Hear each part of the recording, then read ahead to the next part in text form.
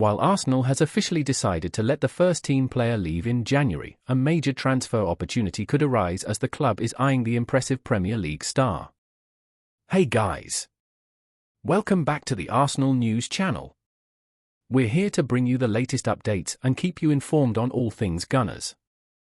Arsenal appear to hold a vital advantage ahead of their Premier League clash with newly promoted Ipswich Town.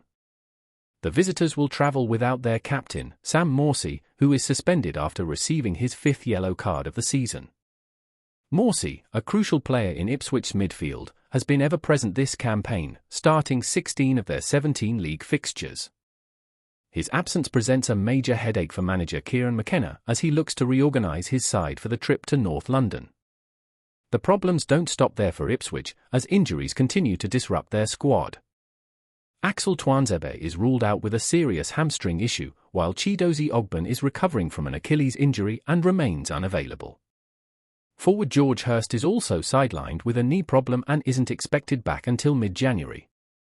However, Ipswich can take some encouragement from the return of their top scorer, Liam Delap, who is available for selection after serving his suspension. Arsenal will also face the match with notable absences, as Bukayo Saka and Raheem Sterling are both unavailable due to injury. Ben White and Takahiro Tomiyasu also continue their extended absences. In defence, 3 of the 4 starters from the victory over Crystal Palace are expected to hold their places.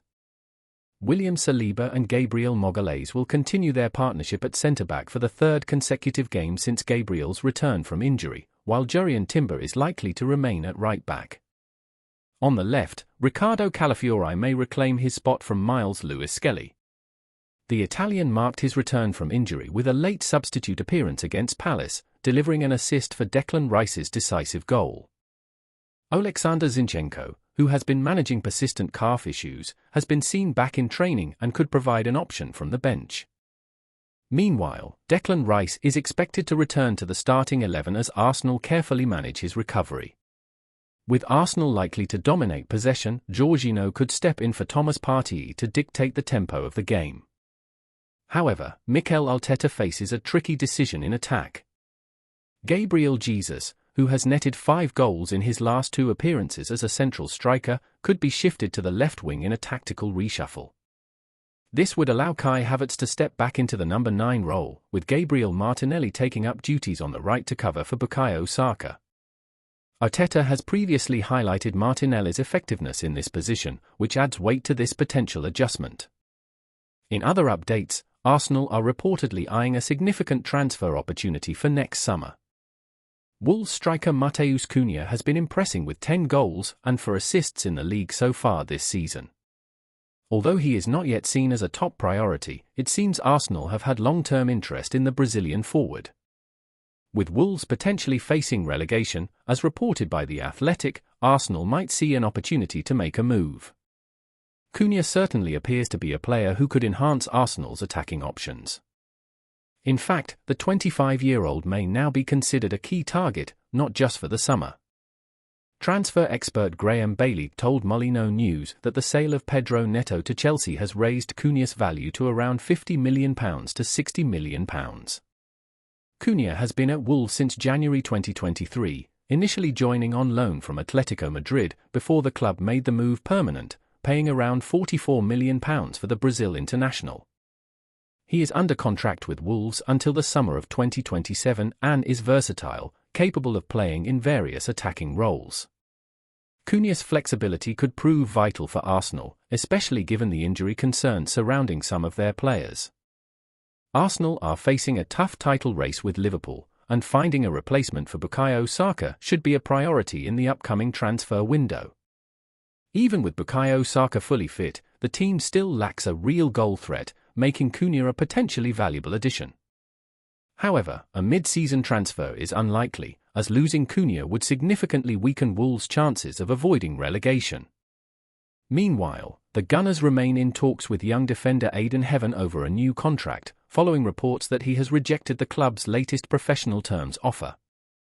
Heaven, highly rated within the club, has yet to commit his long-term future to Arsenal. According to Graham Bailey, the 18-year-old turned down the club's recent attempts to secure a professional contract. However, Fabrizio Romano has reported that all is not lost, with Arsenal still pushing to get a deal done. Negotiations are ongoing, and despite the rejection, the club remains keen to lock him down. Other clubs are reportedly watching the situation closely, with Ajax and Borussia Dortmund among those said to be interested in the young defender. With his contract expiring in the summer, Heaven could leave for a training compensation fee if Arsenal fail to reach an agreement before then.